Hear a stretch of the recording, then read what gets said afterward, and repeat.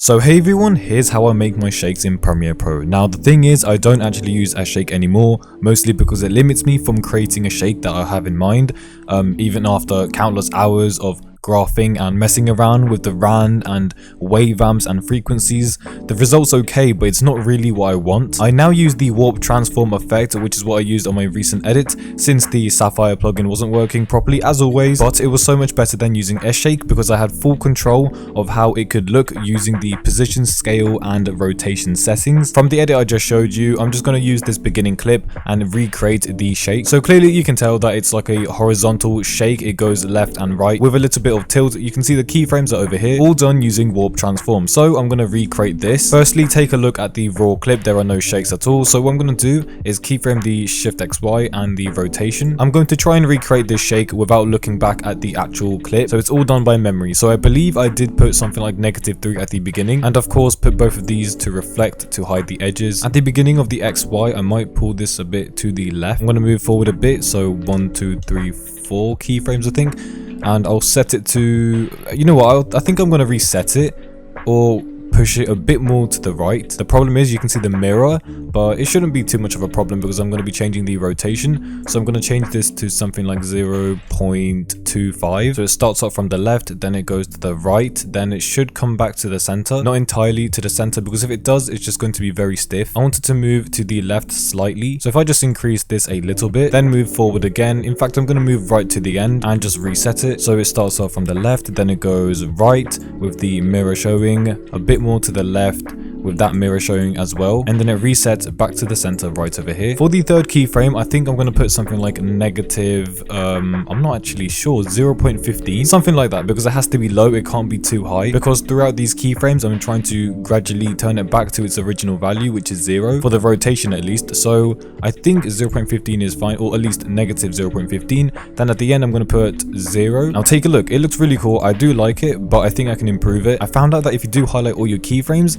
and then right click and then head over here to where it says temporal interpolation, and then click on auto bezier. If I just open up the graphs, you can see that it creates like these bumps. Before it looks like this, but once you turn them into auto, it looks like this. And the same applies to the rotation. To me, it looks very smooth. Even though these are all manual keyframes, it looks like it was made using S-Shake. Also, I've just realized that it's nothing like the original shake. There is a big difference, but that's not really the point. It's the same method I applied, just with different keyframes, as in higher or lower values with the shift XY and the rotate. So that's pretty much what I do for a horizontal shake, and the same would apply for a vertical, so there's no point doing it again. Same method, different keyframes. As for like those bounce type of shakes, it's really complicated how I do it. What I mean is shakes like these, I tend to experiment a lot with keyframes and it's not really understandable, if that makes any sense. All I did was set it to 0.5 at the beginning, then immediately it jumps to 0.6, then 2 keyframes ahead, 1, and then it continues going 2 keyframes ahead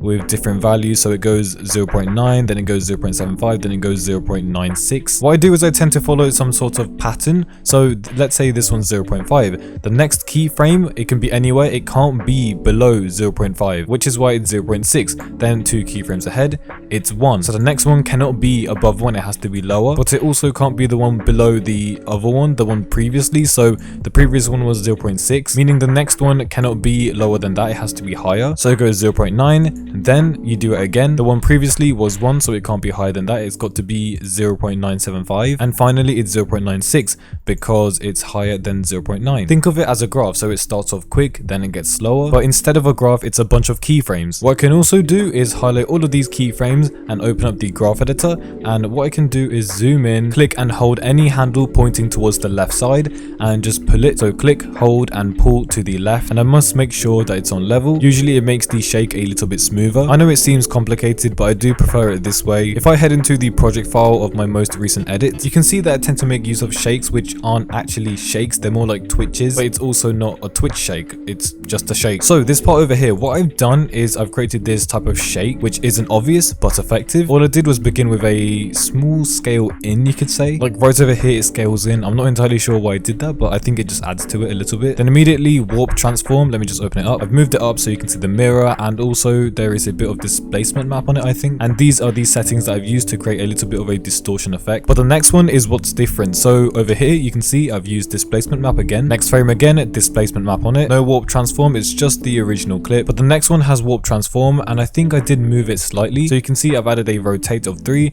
and I've moved the shift XY slightly. So instead of 320, it's at 340. And then finally for this part, the rotation is at negative 0.75. So basically on the other side, because the previous one was 3 and now it's gone below 0, so you can notice a difference. 740 again, and then back to 720, which is the original. It really is that simple. It's just about these small pieces of detail which can be used, I guess, to create a shake or anything else. That's why I don't like using S-shake, because it's not specific. I can't control the shake. Well, I mean I can because of the settings, but I can't actually. But I'm pretty sure you understand my point, and I'm boring you to death, so I do apologize. But that is pretty much how I now make my shakes. There's no secret to it. It's just manual keyframing and some graphing, of course, combined with other effects such as displacement map to give the illusion of, I don't know, it just looks cool. Basically, adding other effects to your shakes makes it much better. But yeah, that's pretty much all I do. So thank you for watching, and I will see you next time. So yeah, peace.